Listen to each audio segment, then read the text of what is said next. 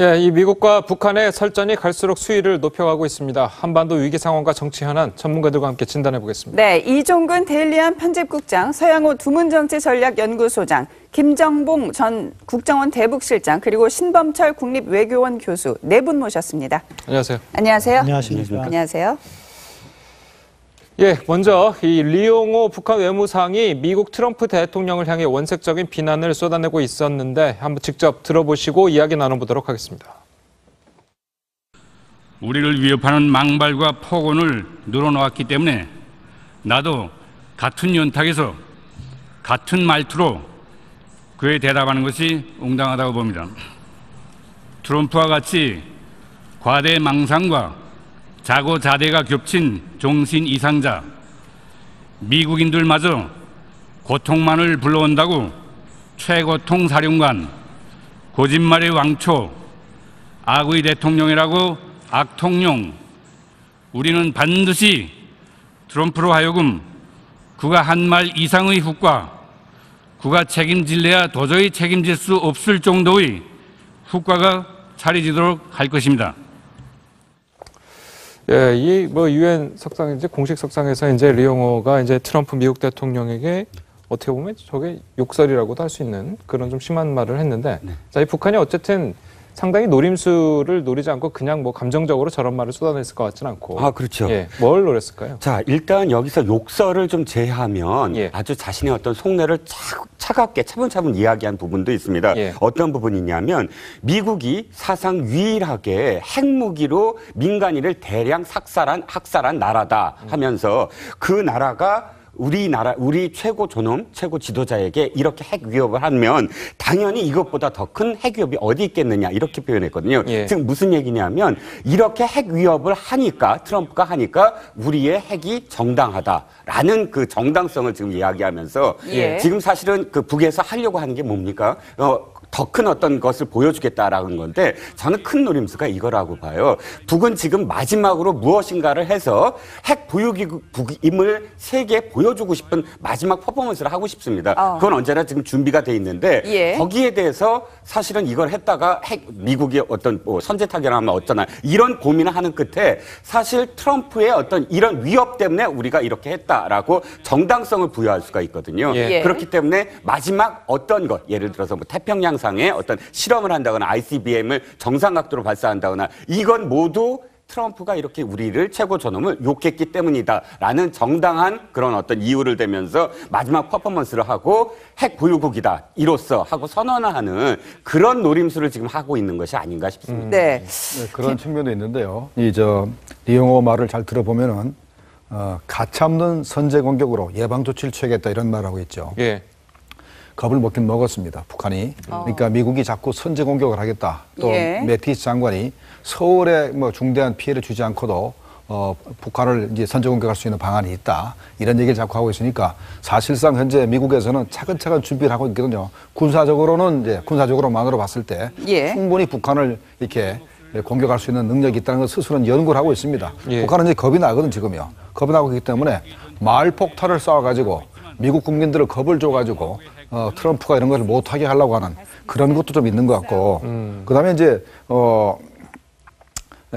자꾸 요번에 이제 자기들이 수소폭탄을 이제 태평양상에 쏴가지고 뭘 하려고 그러지 않습니까? 예. 한다는 말을 했는데 사실 그게 굉장히 두려워요. 그런 후과가 굉장히 두렵고 또 성공한다는 보장도 없고. 그런데 아까 우리 선생님 말씀하셨듯이 북한이 현재 어차피 그 미국의 능력을 보여줘야 되는데 만약에 능력을 보여줬다가 전 세계적인 지탄을 받으면 어떡할까 하는 그런 두려움도 있는데 예. 근데 트럼프가 굉장히 좋은 그런 구실을 줬어요. 구실을 줬기 때문에 북한을 완전히 파괴한다 예. 라는 말을 했기 때문에 그러면 우리도 어느 능력이 있다라는 걸 보여주기 위해서 어쩔 수 없이 했다 이런 명분이 있었기 때문에 아마도 북한한테는 좀 도움이 될 수 있는 트럼프 말이었다고 생각이 됩니다. 네, 두 분 말씀 다 동의하고요. 그럼에도 불구하고 이렇게 강경 발언, 특히 트럼프에 대해서 이야기한 거는 북한 체제에 어떻게 보면 어쩔 수 없는 일이다. 왜냐하면은 트럼프 대통령이 김정은, 그들 스스로 최고 존엄이라고 이야기하는 김정은을 로켓맨이라고 이렇게 조롱을 했기 때문에 예. 어떤 수준에서든 이렇게 트럼프를 직접 공격할 수밖에 없는 그러한 내부적인 원인도 있을 테고요. 또 다른 한편은 미국과 북한을 1대1 구도로 만들려는 북한의 전략적 셈법이 있는 것 같아요. 결국에 이 핵 문제는 결국 미국과 해결해야 되는 것이고 그렇기 때문에 미국과 1대1 구도를 만들기 위해서 미국만을 이렇게 물고 늘어지는 그런 전략을 취하고 있다. 그렇게 볼 수 있겠습니다. 김종봉 교수님께 다시 한번 여쭤볼게요. 트럼프 입장에서는 이 김정은, 이 북한의 막말을 하룻강아지 발언 정도로 무시할 수도 있을 것 같은데 또 꼬박꼬박 이 썰전을 대응을 해주고 있거든요. 그 미국의 그럼 노림수는 무엇일까요? 미국의 입장에서는 트럼프 대통령은 계속해서 주장하지 않습니까? 이 문제, 북한의 핵 문제는 벌써 오바마 행정부 이전에 전부 다 해결됐어야 되는 문제고 저렇게 막나리 김정은은 오바마 행정부가 제거를 했어야 되는데 아직도 제거를 못해서 현재 여기까지 왔다. 나는 이 문제 해결할 수 있다. 이렇게 주장을 하는 것이고 그러니까 자기는 제기할 능력이 있다는 거죠. 그래서 그다음에 또 하나는 이제 미국의 내부 문제가 복잡하죠. 지금 현재 언론에 좀 보도가 안 돼서 그렇지 현재 법무부에서 계속해서 선거법 위반 문제, 러시아의 개입 문제를 계속 조사하고 있지 않습니까? 이게 심해지면은 뭐 탄핵으로 갈 수도 있는 그 상황인데 현재 그게 북한 김정은 때문에 현재 주목을 받고 있지 않습니다. 이게 상당히 유리하죠. 상당히 유리하고 만약에 필요하다면 트럼프 입장에서는 국내 정치 문제 때문에 북한의 그 선제 공격 문제를 오히려 또 굉장히 긍정적으로 이렇게 선택할 수 있는 그런 가능성도 높아지고 있습니다. 미국 국내용일 가능성도 있다는 그런 그다음에 또 하나 제가 진단이시네요. 빠뜨려본 게 하나 있는데 리용호 외무상이 미국에 가자마자 트럼프 보좌관들이 불쌍하다 이런 말을 했지 않습니까? 근데 왜 그랬나는지 이제 드러났어요. LA 타임즈가 보도를 했는데 트럼프 대통령의 유엔 총회 연설문에 북한의 완전한 파괴라든가 김정은 개인적인 그런 비난은 절대 쓰지 말아달라라고 그렇게 매티스 장관을 비롯해서 최고위급 보좌관들이 당부를 해주셨음에 불구하고 트럼프 대통령이 전날 밤에 다 그걸 고쳤답니다. 고쳐서 이렇게 김정은 개인도 이렇게 비난하고 완전한 파괴라는 표현을 쓰는 바람에 북한이 굉장히 현재 강하게 반응하고 있고 더군다나 김정은이가 국무위원회 위원장 이름으로 이제 성명을 발표했기 때문에 내 자신의 모든 것을 걸고 내가 뭐 보복을 하겠다 이런 식으로 얘기했기 때문에 현재 미국과 북한 간의 대화로 이 핵 문제를 풀 수 있는 가능성이 굉장히 줄어들었다. 굉장히 힘들어했다는 그런 비난을 현재 트럼프 대통령이 받고 있는 겁니다. 트럼프의 또 다른 의도를 보면 북한도 사실상은 북이 핵무기를 만드는 최종적인 목표는 미국과 힘의 균형을 이루기 위한 거라고 하지 않습니까? 그래서 이 문제는 다른 나라 아니고 미국과만 오로지 풀 수 있다라는 걸 강조하기 위해서 미국을 끌어들인 것처럼 저는 북한, 미국 또한 마찬가지로 향후에서를 북미 대화를 앞두고 주도권을 잡기 위해서 한반도 위기는 북의 핵 실험과 미사일 도발 때문에 발생했다라고 하는 것을 국제사회에 계속적으로 공인시킴으로써 향후 북미 대화의 주도권을 잡고자 하는 거고 부수적으로는 한반도 긴장이 고조될 경우에 결국은 최첨단 전략 무기들을 한반도가 구입할 수밖에 없기 때문에 군산 복합체 이익을 대변하는 트럼프 대통령의 경제적인 부수적인 효과도 또 노리지 않았나. 그런 다목적 포석화해서 제가 볼 때는 좀 강경 일변도의 메시지를 계속적으로 보내고 있는 거 아닌가 싶은 생각이 듭니다.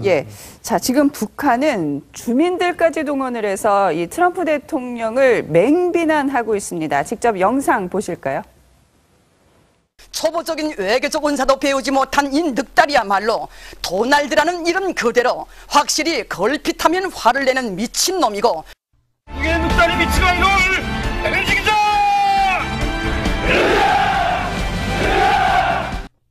야, 미국 놈의 바가지가 꺾어졌구나. 트럼프, 이 늑다리 미치광이야. 너 똑똑히 세게 들어. 너는 이미 생존자의 적보에서 사라졌다는 것을.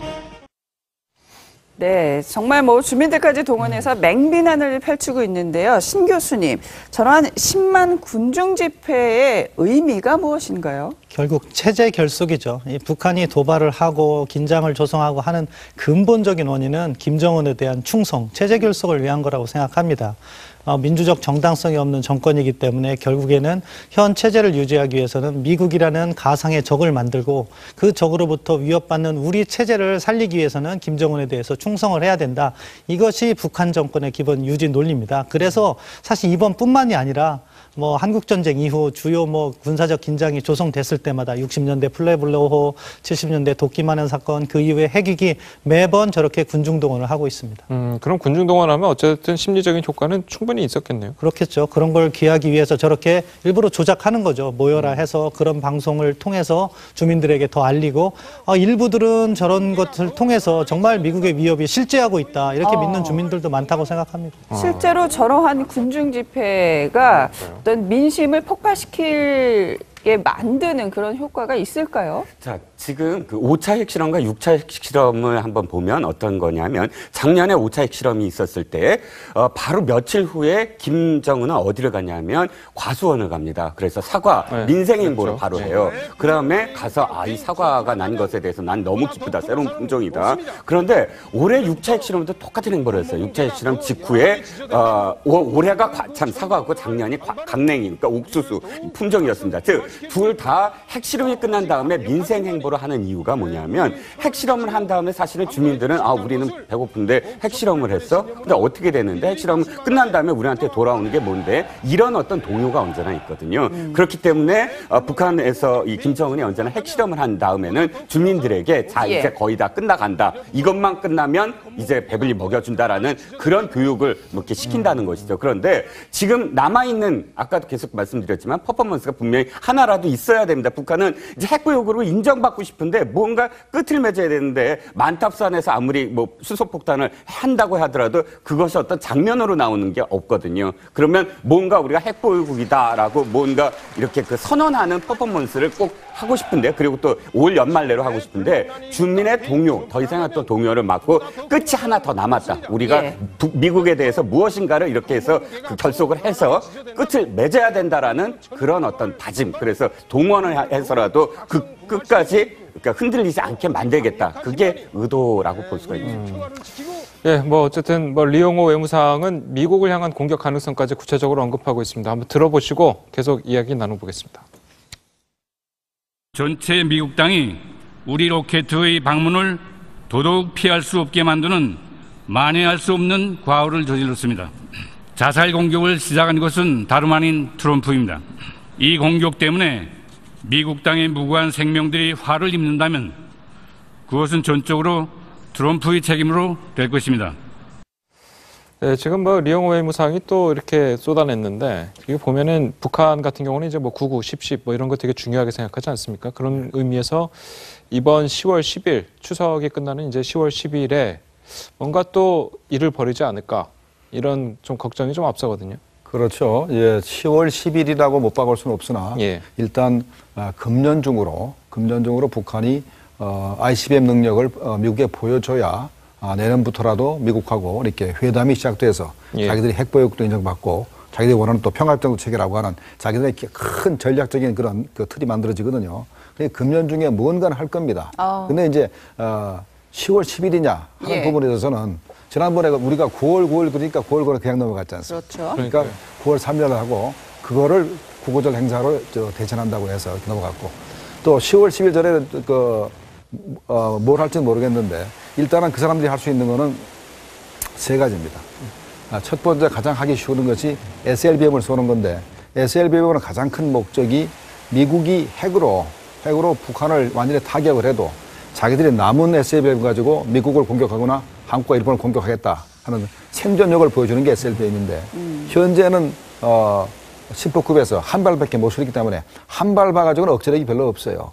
그래서 무슨 뭐 다른 수를 쓸 겁니다. 그러니까 북극성 사명 같은 경우는 침폭급이라도 한 두세 발 실을 수도 있을 가능성이 있어요. 왜냐하면 길이를 짧게 하고 중량을 가볍게 했기 때문에 가능성이 있기 때문에 그런 거를 보여줄 가능성이 하나 있고 그다음에 통상 우리가 ICBM을 쏴가지고 그러니까 화성 14형이라든가 아니면 화성 13형은 이제 3단 로켓입니다. 화성 13형이나 14형을 쏴서 워싱턴을 타격할 수 있는 능력을 정상 발사를 해가지고 태평양성에 떨어뜨려서 능력을 보여줄 거라는 얘기를 했는데 요번에 리용호 외무상의 말에 의하면은 태평양상에서 전대미문의 역대급 수폭탄을 실험을 하겠다고 얘기했는데 저는 이 가능성이 있다고 봅니다. 네, 굉장히 있다고 보는 것이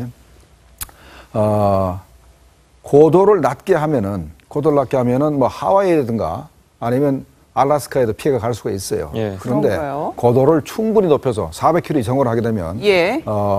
이 미국 그 국토에는 영향을 안 주고 태평양상에만 그 전자파가 마비되는 EMP 공격이 가능할 거로 봅니다. 그러면 북한이 그 계산을 해서 EMP의 그 파괴 범위를 계산을 해서 적당량의 한 뭐 1메가톤이라든가 2메가톤 정도를 폭발시킨다 그러면은 아마 그 피해 반경이 한 뭐 1000km 이내가 될 겁니다. 그럼 태평양상에는 1000km 이내 정도 공간을 얼마든지 확보할 수 있거든요. 예. 이럴 경우는 아마도 민간 비행기한테도 얘기를 할 겁니다. 우리가 어느 좌표 어디부터 어디까지는 우리가 핵실험을 하니까 니들 예. 민간 비행기 날지 말으라고 얘기를 권고를 하고 할 건데 그럼 미국이 이걸 격추할 수 있느냐? 격추 거의 불가능합니다. 그런가요? 네, 북한하면 처음부터 고각 발사를 해가지고 고도가 1000km 이상 올라가게 되면 미국의 이 태평양상에는 그게 요격 미사일이 없습니다.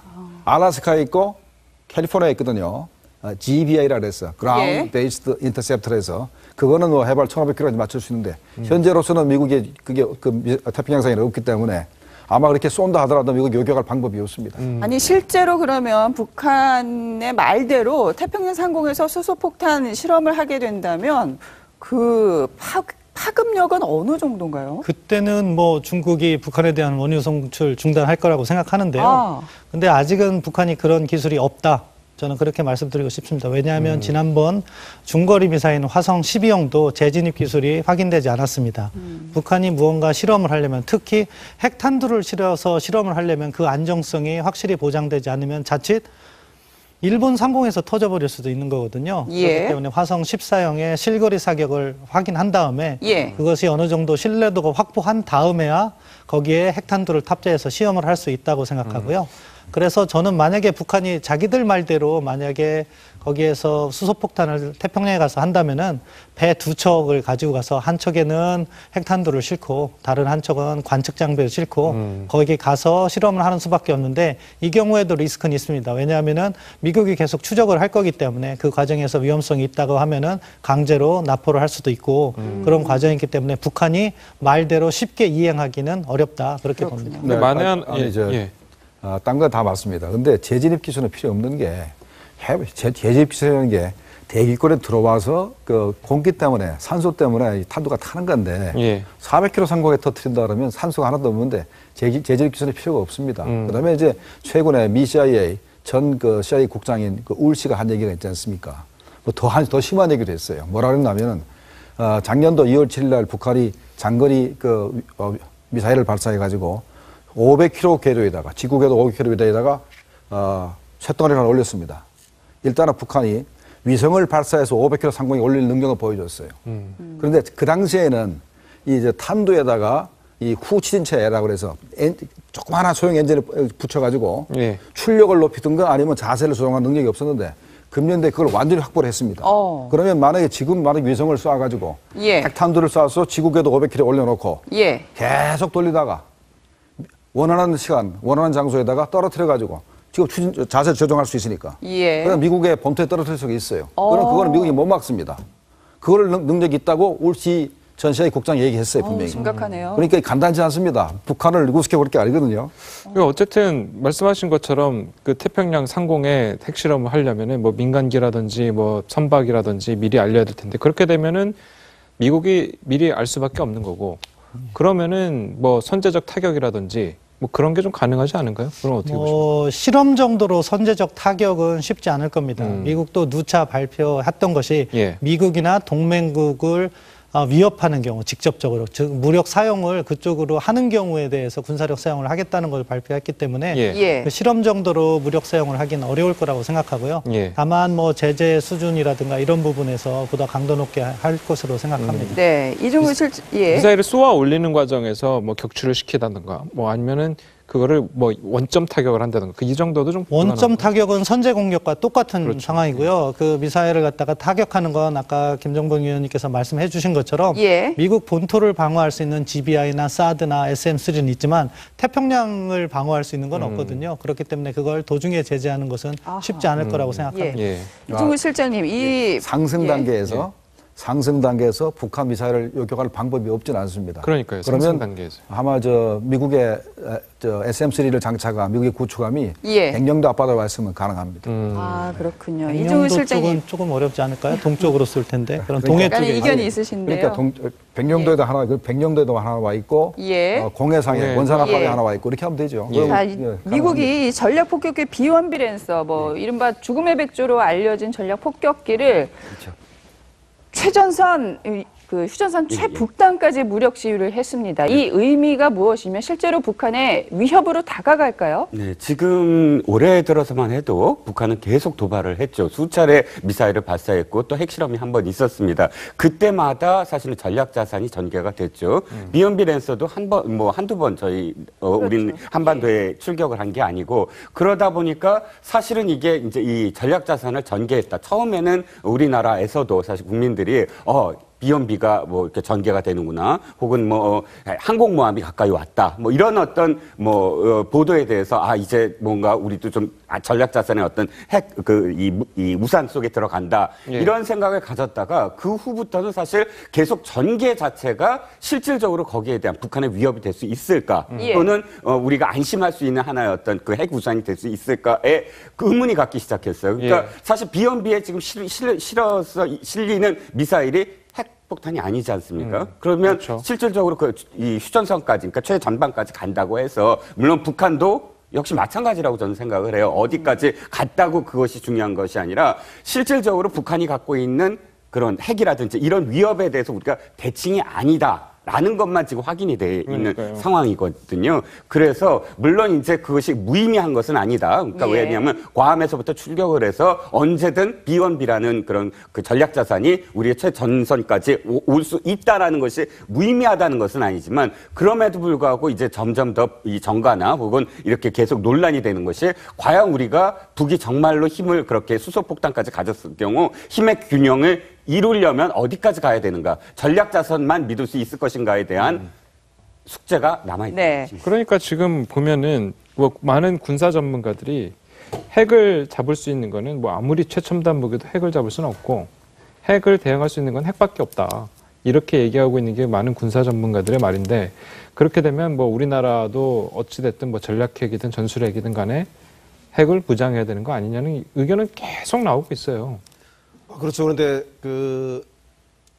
일각에서 얘기 나오는 게 만약에 한반도에 전술핵이 배치할 경우에 일본이라든가 대만이라든가 계속적인 전술핵을 요구할 거고 그렇게 될 경우에는 미국의 목표가 한반도에서 핵위기를 방지하는 것뿐만 아니라 세계적인 핵 확산을 금지하는 게 목표인데 예. 그렇게 될 경우에 핵도미노 현상을 어떻게 통제할 수 있을 것인가 또한 문제가 될 것 같다는 생각이 들고요. 특히 북한에게 핵무기를 폐기하고 동결하라고 할 비핵화 요구에 대한 것들을 할 수 없다는 문제가 봉착하기 때문에 그 문제는 현재에서의 문재인 대통령은 미국과의 신속한 핵우산 정책들을 더욱더 효율성을 높여나가면서 예. 대신에 핵과 전술핵과 그다음에 핵발전소의 중간 단계라고 할 수 있는 핵 추진 잠수함 도입에 대한 문제가 지금 현실적으로 수면으로 올라오는 거 보면 그걸 하기 위해서는 북미 간의 핵협정도 개정해야 되고 그럼요. 그리고 유사시에는 그것이 핵무기 개발할 수 있는 잠재적인 가능성을 담보하기 때문에 아마 전술핵을 요구하는 분들의 요구도 수용하는 측면에서 지금 한미 정상 간의 핵 추진 잠수함에 대한 도입 여부에 대해서 아주 깊이 있게 진척되고 있는 게 아닌가 예. 보입니다. 제가 그 부분은 네. 이번에 미국에서 미국의 상원에서 국방 수권법이 통과가 됐는데 행정부에서 6,400억 불을 요청을 했는데 상원에서 600억 불을 더 줬어요. 예. 그러면서 요구하는 게 있습니다. 원자력 잠수함에다가 토마호크에다가 핵탄두를 실어라 하나 하고 그다음에 이제 미국의 전폭기 전투기에다가 그러니까 재래식 탄두뿐만 아니라 핵탄두를 장착할 수 있게 개조해라 해서 네. 600억 불을 더 줬어요. 예. 예. 그 얘기는 앞으로 우리가 전술핵을 우리 국내에 반입을 하려고 미국한테 요청을 했는데도 미국이 그런 거 잘 안 들어주지 않습니까? 예. 우리 야당에서 가서 했는데 잘 안 들어줬는데 만약에 원산 앞바다에 작전하고 있는 미국의 핵추진 잠수함에 토마호크에다가 핵탄두를 실을 수만 있다면은 우리 국내에다 반입을 안 해도 바로 대응을 할 수 있기 때문에 좋고 그다음에 현재는 핵추진 원자력 항공모함에 그 비행기가 많지만은 핵탄두를 못 씁니다. 예. 그래서 조금만 개조를 하면은 핵탄두를 장착할 수가 있어요. 그래서 핵탄두를 장착을 할 수 있게 개조만 하면은 실제로 장착을 안 해도 북한은 핵탄두 장착을 겁을 먹기 때문에 일단은 그렇게만 되면은 우리가 전술핵 무기를 국내에 배치 안 하고도 우리가 안심할 수 있는 그런 그 여건이 될 것 같습니다. 예. 자, 이렇게 한반도 안보 위기가 최고조로 지금 달하고 있는 와중에 문재인 대통령은 북한에 대한 인도적 지원을 하겠다고 결정을 했습니다. 관련 영상 보고 또 얘기 나눠보겠습니다. But if it is forced to defend itself or its allies, we will have no choice but to totally destroy North Korea.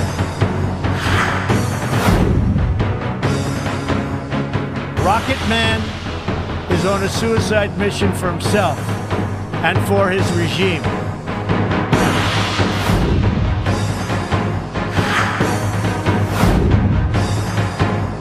대리는 소리로 우리를 놀려고 생각했다면 그렇게 국민입니다. 보좌관들이 불쌍합니다. 우리는 북한의 붕괴를 바라지 않습니다. 평화는 삶의 소명이자 평화의 메시지를 던진 지속 가능한 평화가 평화적인 방법으로 평화를 실현하고자 하는 평화와 번영을 평화의 빛을 밝히는 평화의 발걸음이 될 것입니다.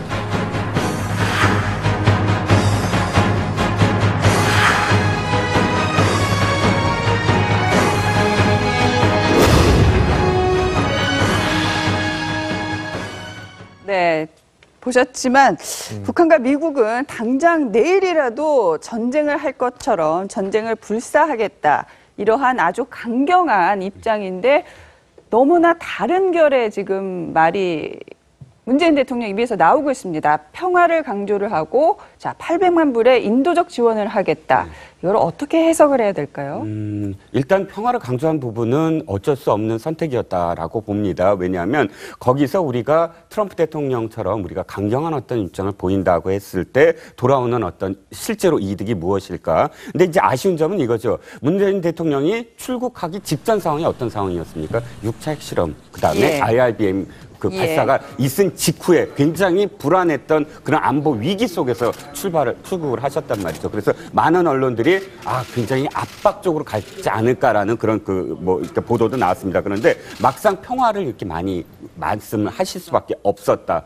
이유는 저는 이렇게 봅니다. 일단 지금 800만 인도 지원까지 합쳐서 말씀을 드리면 안에서 참여정부 시절에 왜 자주파 동맹파 해서 이 분쟁이 있지 않았습니까? 그것이 다시 지금 생겨나고 있지 않은가. 자, 800만 지원이라는 건 세계 식량 계획하고 그다음에 유니세프가 5월 이전에 이미 전 세계에 영유아라든지 이런 문제가 있다라고 이야기한 부분입니다. 근데 5월 이전에 그렇게 이야기한 부분을 왜 굳이 발사하는 것을 알았던 전날에 오후에 갑작스럽게 했을까? 다 지금 가장 큰 의문이거든요. 그런데 그 후에 봤더니 송영무 국방장관이 표현을 하면서 그건 지금 시기가 적절하지 않다라고 아예 대놓고 이야기를 합니다. 그건 무슨 얘기냐면 안에서 그 결정이 사실은 반대가 있었다는 것이고 그 반대에도 무릅쓰고 그것을 결정했다면 바로 발사 이후에는 그것을 발표할 수가 없다는 거죠. 그러니까 IRBM 발사 이전에 이걸 언제 발표할 것인가를 보고 있었다가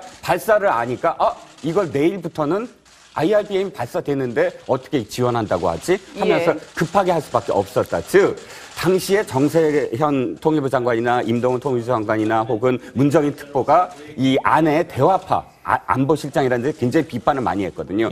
즉 이 매파 그러니까 매파와 비둘기파의 어떤 싸움 속에서 문재인 대통령은 일단은 지금 화합적으로 대화를 하는 쪽의 의견을 들어준 것이 아닌가. 그래서 일단 급하게 지원을 결정을 하고 또 유엔에서도 평화를 강조할 수밖에 없었지 않았나. 그러니까 지금 저는 문재인 대통령이 일단은 대화파의 손을 들어줄 수밖에 없었던 상황이라고 보여집니다. 어쨌든 그런 대화파의 손을 들어주는 거는 좋은데 800만 불 지원 약속하는 것도 좋고 이게 북한에 먹혀야 되는 거잖아요. 이런 발언들이 북한에게 받아들여져서 핵실험도 더 이상 안 하고 핵도 줄여나가고 이런 게 이어져야 되는데 과연 이게 정말 그렇게 효과를 볼지 그게 좀 의문이 드는 게 사실이거든요. 네, 먼저 이종구 실장님 말씀에 좀 첨언을 하면 지금이 그 인조 시대 때 그 남한산성도 아니고 그 최명길 그 김상희 의원이 매화파 그 대화파하고 주전파 이런 싸움이 있는 것도 아닌데 그 정부 내에서 동맹파 자주파 간에 갈등이 있다는 것은 제가 볼 때는 맞지 않는 것 같고요. 다만 이제 우리나라 국민 의식도 그렇고 세계적으로 그 인도적 지원에 대해서 반대하는 사람은 별로 없는 것 같아요. 다만 왜 지금처럼 대북 제재 시기에 인도적 지원을 하냐에 대한 시기에 대한 문제를 얘기하는 건데 우리가 평상시에 건강하고 잘 살지만 노후에 있을 그 불안 때문에 보험과 연금을 들지 않습니까? 그런 것처럼 전쟁 중에도 그 적성국가끼리도 회담을 하고 있는 이유는 무엇이냐면 향후에 있을 종전을 대비하는 거 아니겠습니까? 지금 현재는 제재 국면이지만 아마도 중국이 10월 전인대회에서 시진핑 체제가 집권이 안정화되면 아마 그간 경색됐던 한국과 미국과의 관계를 개선하기 위해서 대북 제재에 더 나서서 남북과 북미 대화에 나서라고 압박을 할 것이고 특히 북한이 핵을 고도화한 다음에는 결국은 연말이나 내년 초에는 북미 회담 핵 전략 자산을 가지고 자기 몸집을 협상력을 높인 다음에 북미 대화에 나설 건 분명하지 않습니까? 그러면 그런 대화 국면을 준비하기 위해서 90%의 유엔 제재에 대해서는 동의하지만 10%의 대화를 위해서 즉 보험과 연금의 성격으로 북의 유화적인 조치를 제하는 것이다. 그래서 저는 지금 현재의 800만 불 대북 지원은 향후에 있을 대화 국면을 준비하기 위한 보험과 연금의 성격이라고 보는 것이 오히려 정확한 정치적 의미가 아닌가 싶은 생각이 듭니다.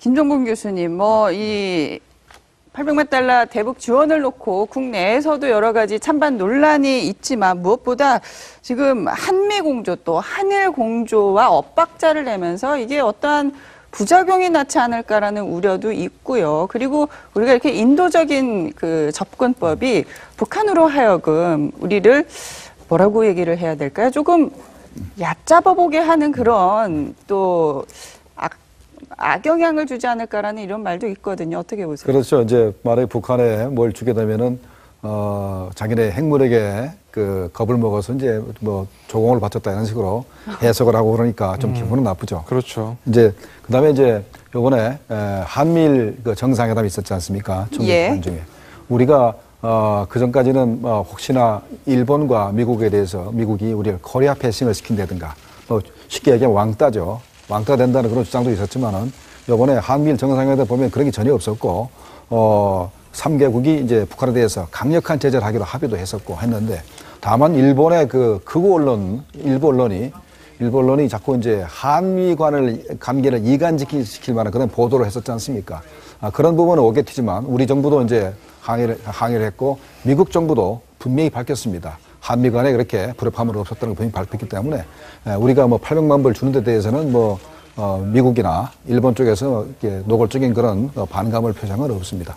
제가 아까 그러면 800만 불을 이 시점에 준 것 시점도 조금 부적절하고 액수도 조금 많다는 걸 인정을 합니다. 미국이 100만 불, 프랑스가 49만 불 그런데 800만 불의 액수가 좀 많고 일단은 그 인정을 합니다. 두 가지 다 인정하지만 그러나 기본적으로 이명박 정부도 그렇고 박근혜 정부도 그렇고 인도적 지원은 정책 상황과 상관없이 준다는 대원칙을 가지고 있었고 이 정부도 마찬가지입니다. 마찬가지고 그리고 저는 왜 그러면 애들한테 현금 들어간 건 10,000불도 들어가면 안 되죠. 근데 이거는 백신하고 임산부가 먹는 식량에다가 치료제를 섞어준 겁니다.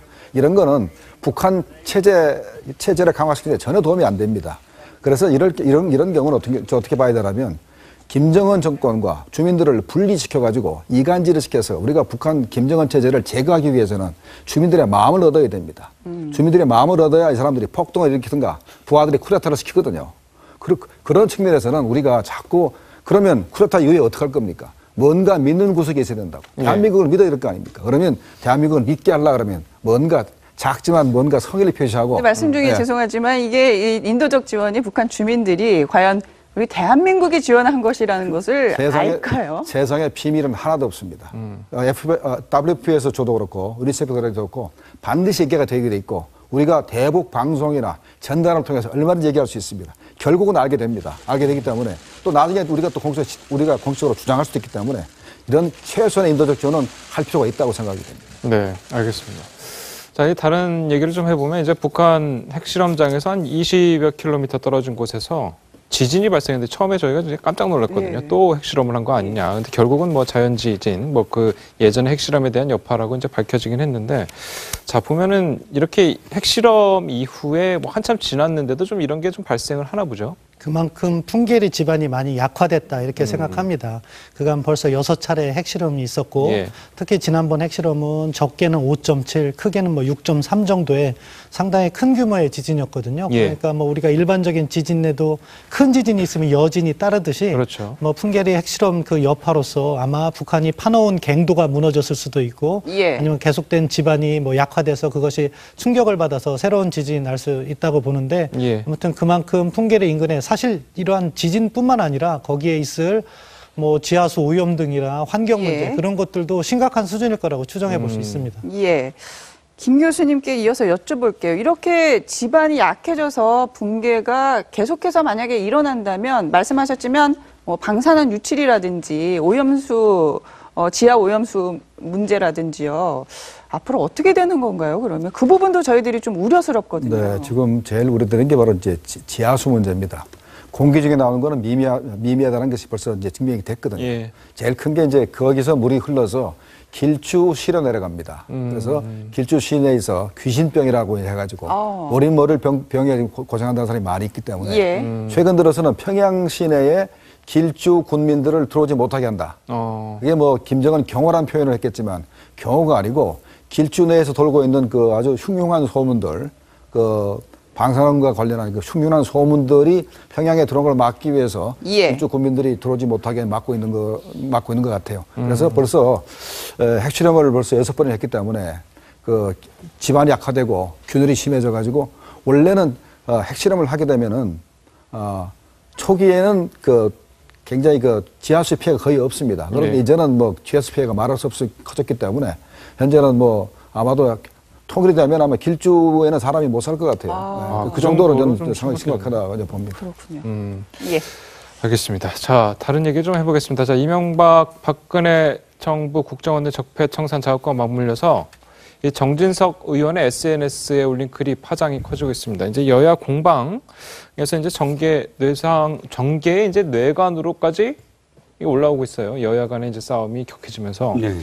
정진석 의원의 SNS 발언 어떻게 보십니까? 일단 사실 정진석 의원의 발언이 부적절하긴 했죠. 왜냐하면 정치에도 금도는 있다. 그 금도라는 것이 비극적으로 끝난 대통령과 또 거기에 대해서 지금도 어쨌든 마음에 상처를 입었을 그 이 권양숙 여사에 대해서 직접적으로 지금 언급을 한 예. 부분이거든요. 그래서 금도를 넘어서지 않았나 싶긴 한데 이제 문제는 이겁니다. 그 이후에 어떻게 될 건가? 정치도 그렇고 북한 문제도 그렇고 사실은 그 이후에 이것을 어떻게 수습하느냐. 정치도 마찬가지거든요. 그런데 수습에 대한 문제가 아니라 점점 확산되고 있습니다. 확전되고 있는 게 이를테면 이것이 하나의 어떤 진영이 구축돼서 각각의 어떤 진영 싸움이 돼버리는 거예요. 예. 그런 양쪽이 다 원하는 부분이거든요. 왜냐하면 손해볼 게 없어요. 이쪽은 이쪽대로 예. 노무현 대통령에 대해서 공격을 하면서 자신의 어떤 떨어진 지지층을 결집시키는 효과가 있고 예. 이쪽은 이쪽대로 이명박 대통령에 대한 어떤 그런 그 수사가 점점 진전이 되면서 양쪽이 하나의 옛날 과거에 대한 어떤 대통령의 문제를 갖고 이야기를 하면서 제3지대의 목소리가 없어지는 거죠. 예. 국민의당 입장에서는 어쨌든 지금 예를 들어서 국민의당 같은 또는 바른정당은 또 뭐 자유한국당은 지금 편되긴 하지만 이런 제3의 어떤 목소리가 없어질 때는 딱 이제부터 남은 것은 어떤 각각의 어떤 진영, 각각의 지지자를 위한 어떤 목소리, 이런 어떤 구도로 가버리고 그러면 예를 들어서 뭐 이 의회주의자, 그러니까 의회 내에서의 어떤 협상 이런 것을 물 건너가거든요. 예. 그러니까 이 문제를 어떻게 사실 그러니까 현명하게 수습을 하느냐. 예를 들어서 정진석 의원이 좀 더 직접적인 사과를 하고 사과는 필요 없다. 무조건 고소다 하는 입장에서도 한 발 물러서면서 이 부분을 좀 더 이렇게 이 연착륙시키는 방향으로 갈 것이냐. 예. 아니면 아예 확전을 해서 양쪽 다 수사를 하자. 끝까지 예. 수사할 것이냐. 그 선택에 기로에 섰다는 것입니다. 서 소장님도 비슷한 생각이신가요? 이 정진석 의원의 발언, 그러니까 노무현 대통령 부부에 관한 아주 뭐라 그럴까요? 금기시라고 해야 되나요? 아주 내밀한 부분을 좀 건드렸는데 이 문제로 인해서 여야가 아주 전선이 확실하게 나눠질까요? 원래 장마철에 구덩이 파놓으면 개구리는 모입니다. 그래서 제가 보기엔 여야가 대치가 격화되면 여야 지지층들이 결집하는 건 그 분명한 사실인 것 같은데요. 문제는 이것을 지켜보는 국민들, 부동층들이 어느 쪽 손을 들어주는가에 따라서 그렇죠. 판단이 날 텐데 과연 정진석 의원이 얘기하는 것처럼 자유한국당이 이명박 박근혜 할 거면 노무현도 하고 김대중도 하자라고 하는 논리가 얼마나 설득력을 가질 것인가에 대한 문제인데 많은 사람들이 그렇게 물어보고 있습니다. 김대중 노무현 이후에 이명박 박근혜 9년 동안 도대체 그 당신들은 그런 비리가 있다든가 이런 적폐 문제에 대해서 청산하지 않았더냐. 너무나 강압적인 정치 보복의 일환 때문에 노무현 전 대통령이 불행한 선택까지 하게 있었는데 그동안 그럼 이런 뇌물과 부정비리 사건이 있는데도 불구하고 조사하지 않았다면 직무유기 아니냐. 그리고 만약에 몰랐다면 무능하거나 이제서야 그것을 얘기하는 거 아니면 물타기 아니냐라고 비판이 있는 것 같고요.